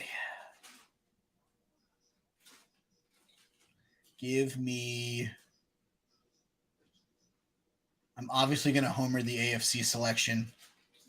Homer. I think that it's solely because I probably would not have picked the Bengals on today's show if it was announced that Lou Anarumo was the new head coach of the Arizona Cardinals earlier today. If they would have went with him instead of Gannon, I probably would have taken Kansas City as the favorites to come out and defend.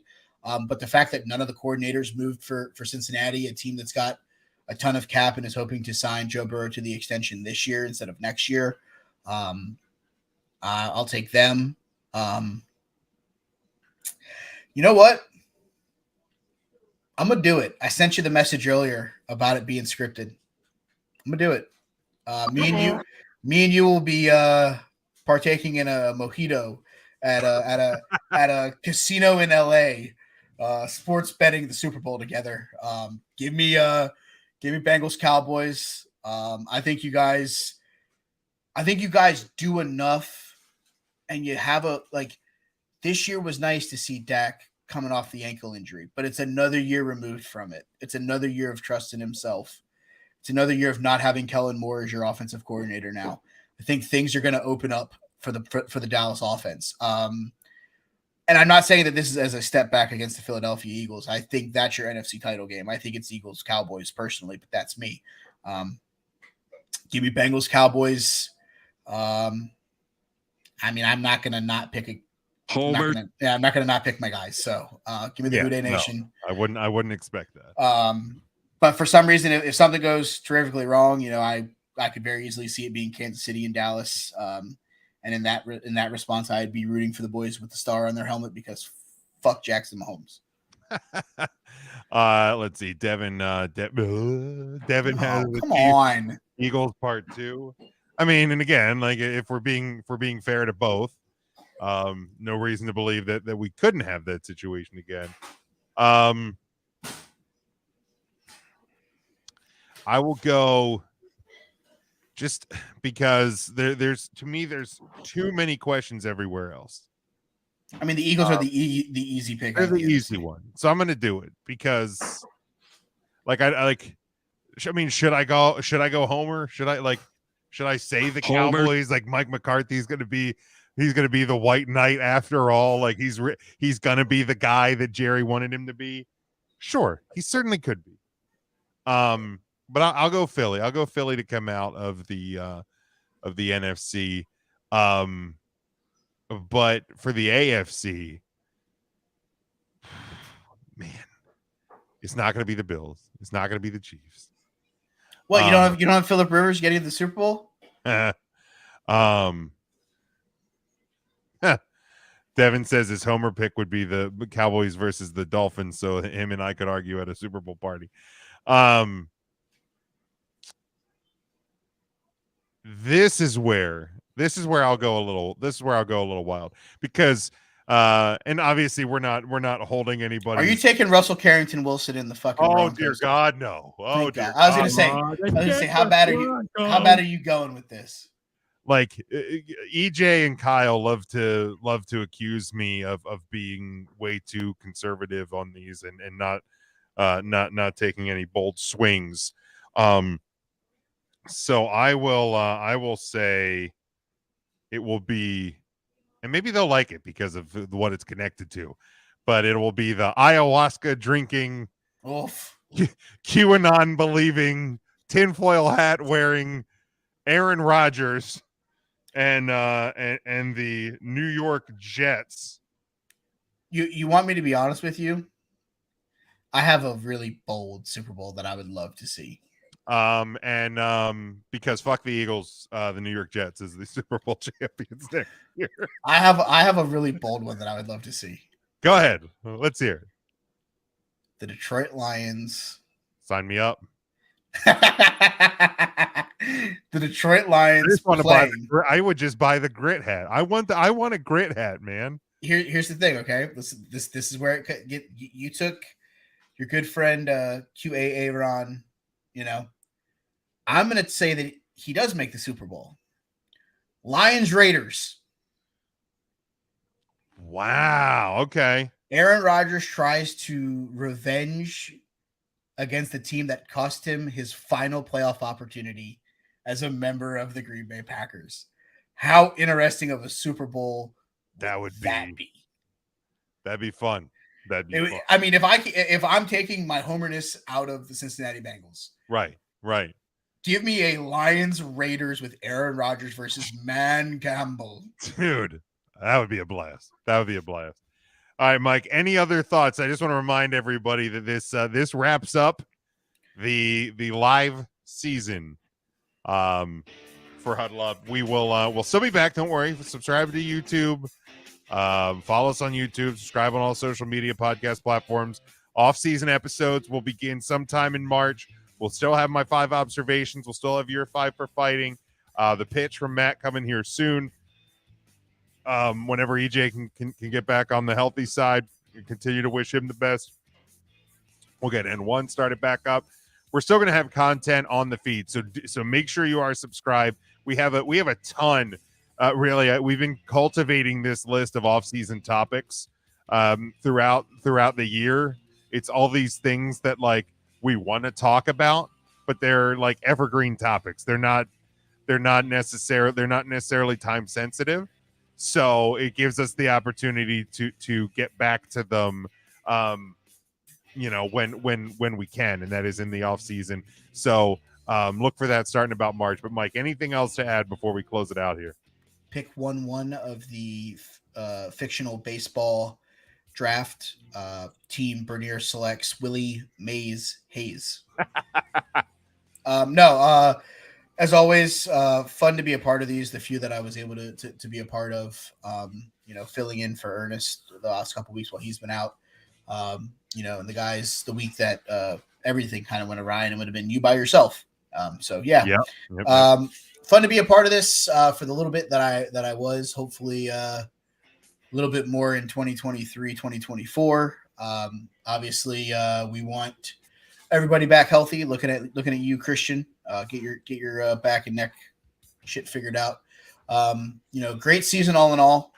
When I'm not actually sitting here on the show, I'm in the chat, as you know, blistering away.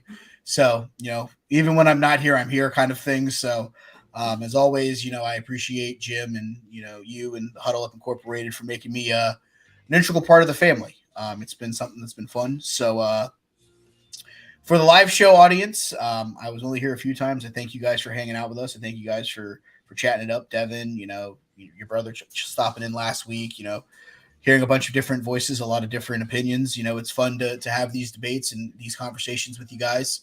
Only wish that I would have had a good friend sooner the game, Kyle Nash's internet working, so I could have had these debates with him tonight, because me and him like to go back and forth with our statistical stuff, because, I do like to talk about some statistics, even though over-unders aren't really his thing, and betting with the spread on his thing. So we'll figure that out for next year. So that I can actually have a formula going into the season. Yeah, that'd be great. But yeah, again, can't say enough positive things, especially about where things have gone for me since this season has started, being a part of this. So we couldn't do it without you, Jim, obviously. So kudos to you and the work that you put in, the timeless hours and stuff like that. So I got to give you your love on the way out. As always, you see the name right, y'all. You can follow me on Twitter at They Call Me Burn. You can listen to me talk about wrestling on Take 3 with that guy right there, and Joe and Ernest whenever he's back to 100%. Five for Fighting, obviously, if you haven't already, like, subscribe so you guys listen to that fun stuff. I'm going to talk probably tomorrow. I'm going to record. We'll sit down once we have a little bit more information on the Alexander Ovechkin leave of absence. Hopefully we find that out in the next couple hours. With the time difference in Russia and all that stuff. So we'll talk about that a little bit on the next episode of that. So that's all I got, Jim. Again, can't thank you enough for letting me be a small part of this. Can't wait for 2023, 2024 to see what we have in store. I appreciate it, Mike. And I want to say, we do this on 3 Count Thursday a lot. We tell each other we love each other all the time over there. We're probably the most I love you podcast in the wrestling podcast realm, but I want to say it here, and it's a shame that EJ and Matt and Kyle are not here, but I'll say it to you. I love you guys. Valentine's Day, tell people you love them. Tell people you love them when you can. I love this team that we've put together, and what Huddle Up Incorporated, as you have aptly named it, has become, because I never set out to do my own podcast network. I really didn't. That was never the plan. It was me just because I think people got tired of just hearing me rant about sports, so I decided to take it to another avenue. So, where this has grown into, and yeah, I love Devin. I love you guys.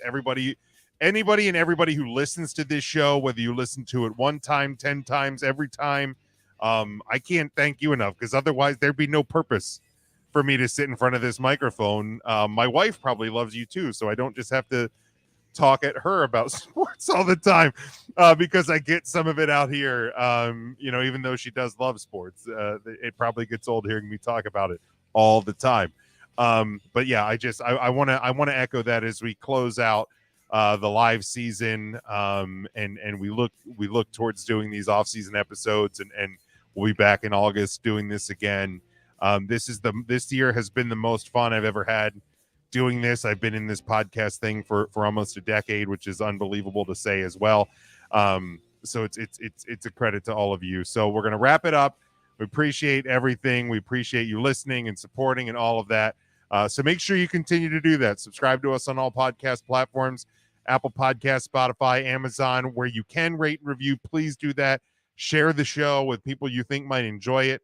And take advantage of these off-season episodes. They'll be on our YouTube as well. We're going to have the video for them this time. We didn't do that last year. We have merch over at tpublic.com. Hit the link tree in all of our social medias, and you can get us right to our TeePublic store. But it's tpublic.com/user/huddle-up-podcast. And lastly, just subscribe to us on all of our social media at Huddle Up Podcast, Facebook, Twitter, and TikTok. Never thought I'd have a TikTok page as well, but the numbers over there have really been soaring lately. So I certainly do appreciate all of this. I cannot express enough what each and every one of you, not only who are part of this team and support me doing it, but everybody that listens to the show and supports the show through that. It means more than you will ever know. So thank you again. It's been a phenomenal live season. We'll be back in March with the off-season program. And until then, stay safe, stay smart, and as always, go for the win.